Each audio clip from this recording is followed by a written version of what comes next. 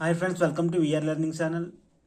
ఈ వీడియోలో మనం నిన్నటి రోజున పిఐబిలో వచ్చిన కథనం ఆధారంగా జాతీయ అంతరిక్ష దినోత్సవం గురించి ముఖ్యమైన అంశాలని ఎగ్జామ్ పాయింట్ ఆఫ్ వ్యూలో పరిశీలిద్దాం. ఎందుకంటే మనకి ఇస్రో అవి నిర్వహించే ప్రయోగాలు ఎప్పుడు మనకి న్యూస్లో ఉండడం జరుగుతుంది. ఇందులో ముఖ్యమైన అంశాలు మనకి ఏ పరీక్షలో రావడానికి అవకాశం ఉంది.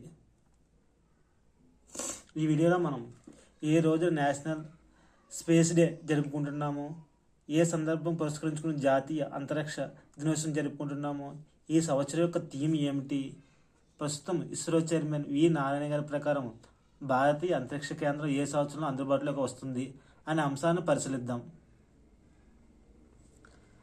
2023 ఆగస్టు 23న భారతదేశం చంద్రయాన్-3 ప్రయోగం ద్వారా చంద్రుడిపై విజయవంతంగా ల్యాండింగ్ చేసింది. ఈ సందర్భం పురస్కరించుకుని మనం జాతీయ అంతరిక్ష దినోత్సవాన్ని జరుపుకోవడం జరుగుతుంది. చంద్రుడిపై దక్షిణ ధ్రువం వద్ద ల్యాండింగ్ చేసిన మొట్టమొదటి దేశంగా, సాఫ్ట్ ల్యాండింగ్ చేసిన మొట్టమొదటి దేశంగా భారతదేశం పేరుగాంచినది.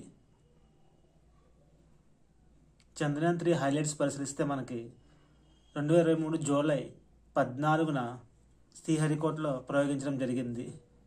తర్వాత నెలలో ఆగస్టు 23న 2023లో ఇది దక్షిణ ధ్రువం వద్ద సాఫ్ట్ ల్యాండింగ్ చేయడం జరిగింది. ల్యాండర్ పేరు విక్రమ్, రోవర్ పేరు చూస్తే ప్రజ్ఞ.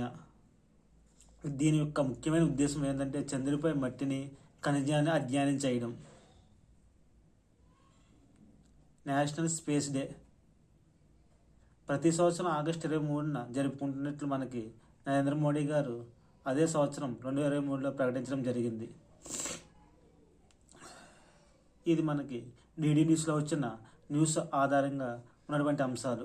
2023 ఆగస్టు 23న చంద్రయాన్ మిషన్ ద్వారా విక్రమ్ ల్యాండర్ విజయవంతంగా చంద్రుడిపై దిగి ప్రజ్ఞారావన్ మోహరించిన సందర్భంగా ఈ దినోత్సవం జరుపుకున్నట్లు మనకి ఈ కథనంలో వివరించడం జరిగింది. చంద్రుని దక్షిణ ధ్రువంపై చంద్రయాన్-3 మిషన్ దిగడం ఒక ముఖ్య ఘట్టంగా నిలిచినట్లు మనకి ఈ కథనంలో పేర్కొనడం జరిగింది.